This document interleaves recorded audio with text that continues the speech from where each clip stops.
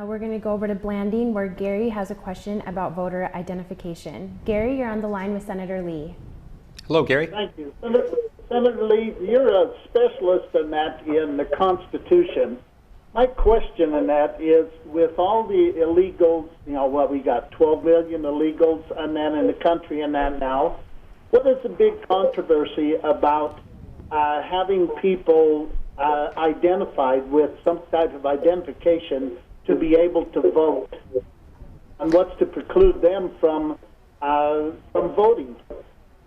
Okay, thank you for your question, Gary. First of all, typically,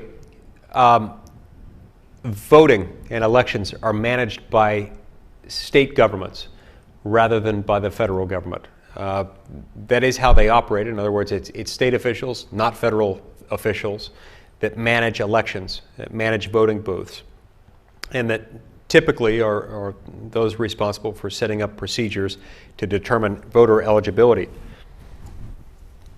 So it would typically be up to a state to decide what measures, if any, need to be put in place to make sure that voter fraud isn't being carried out. Some states have chosen to require identification for voters when they show up. I think this makes sense. Every time I go to vote, I produce my driver's license as I'm asked, consistent with the way we do things in Utah. That's so that we can guarantee that I am who I say I am, and that I'm not trying to vote multiple times, or that I'm not trying to vote if I don't have the right to do so. It just makes a lot of sense. Now look, for somewhat similar reasons, we're now asked to provide identification when we go to the doctor's office. We're asked to provide identification when we show up to the airport to go on a plane. We're asked to provide identification when we drive on a public road, because if we get pulled over, we'll be asked to produce our driver's license, which identifies us.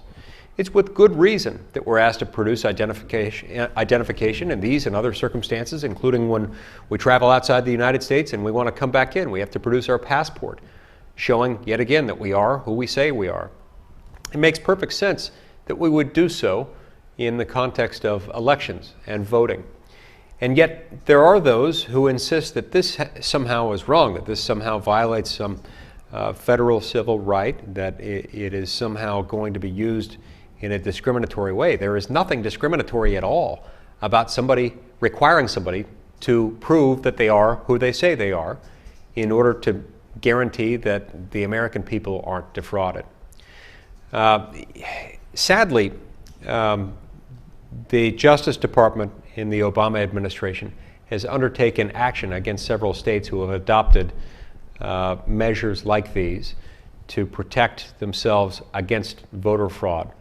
I think this is wrong. As a member of the Senate Judiciary Committee, I've questioned those officials who have undertaken these actions because I think they're dead wrong. I think a state has every right to ask voters to identify themselves and to provide some proof of their identity when they're going to be voting.